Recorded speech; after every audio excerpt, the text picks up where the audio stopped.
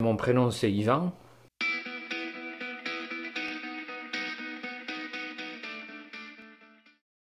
Yvan il va de l'avant, ça rime bien. Il est en plein vent, il peut te tourmenter, il peut...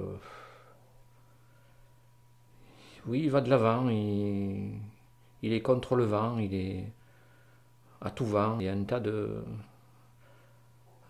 mots qui pourraient un peu me personnaliser et personnaliser ce prénom Yvan qui finalement me va bien.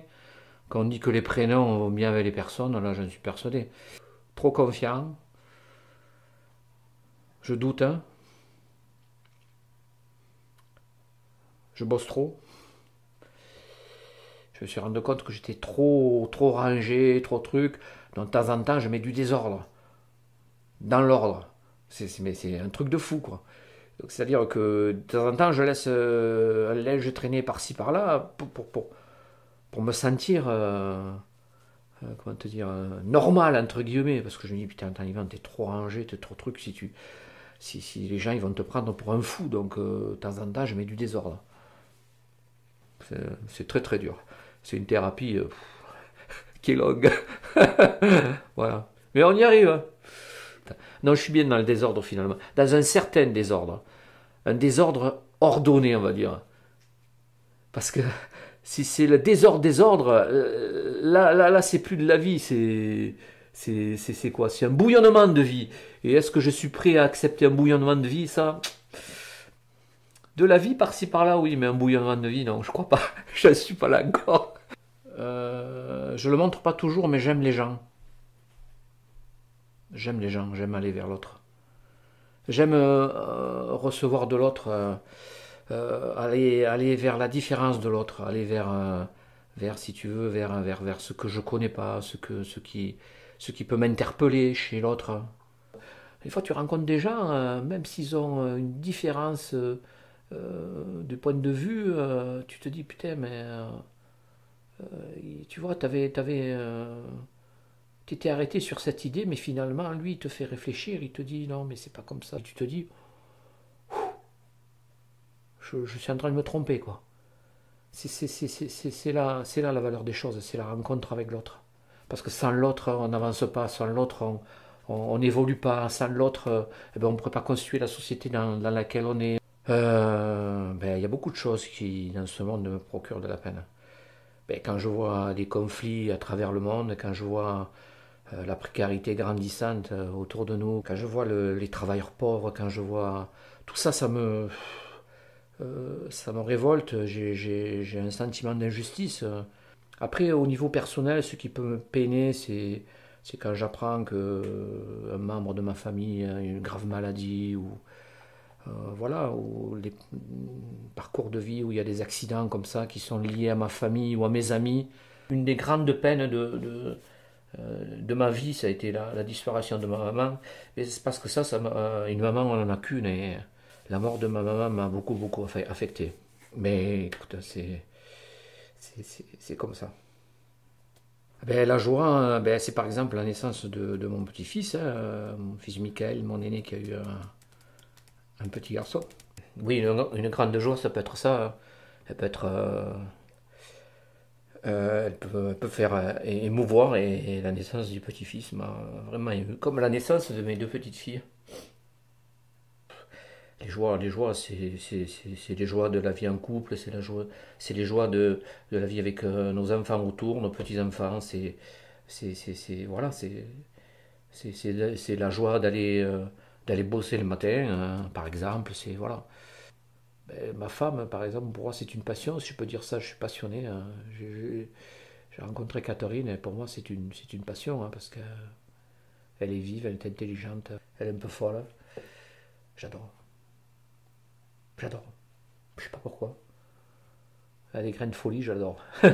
J'adore. Je suis passionné là. Bon. Ça, il faut pas lui dire parce qu'après, sinon, elle va en profiter. Je veux pas qu'elle en profite. Non, je suis passionné aussi par le métier que je fais, il faut le dire, hein.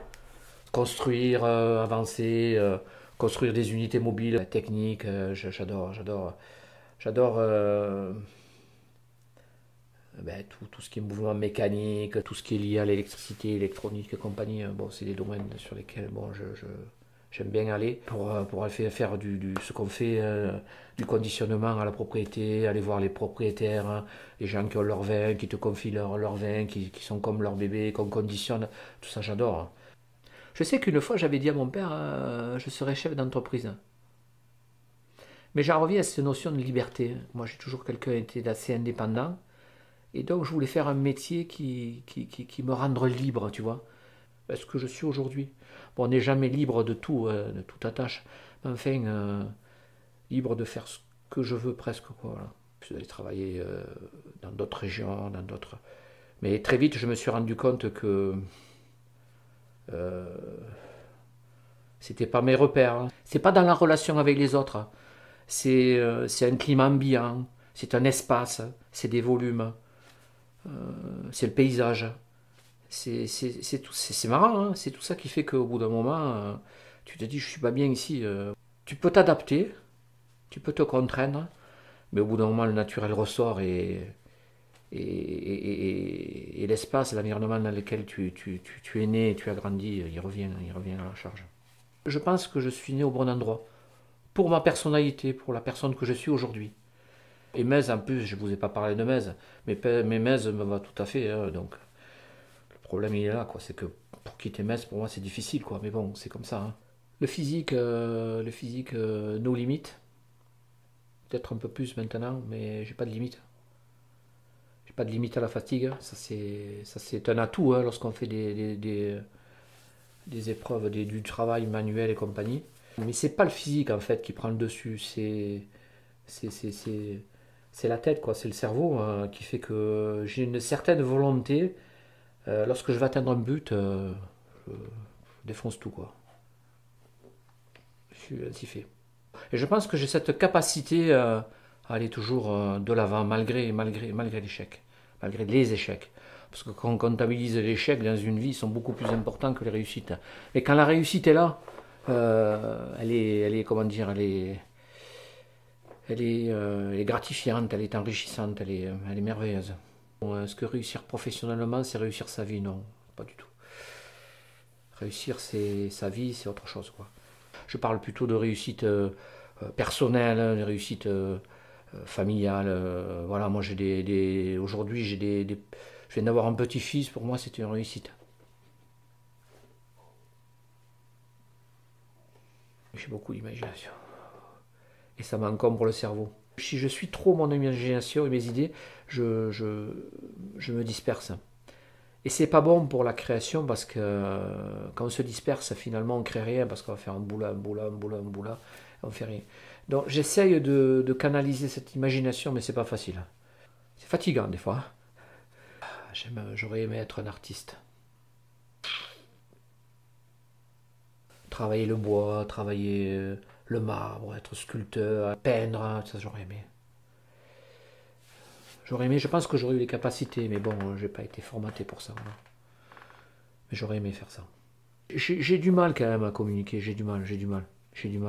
Et peut-être je peux comprendre que les gens me comprennent pas, quoi, parce que je communique mal. C'est plutôt que je communique pas, parce que j'ai pas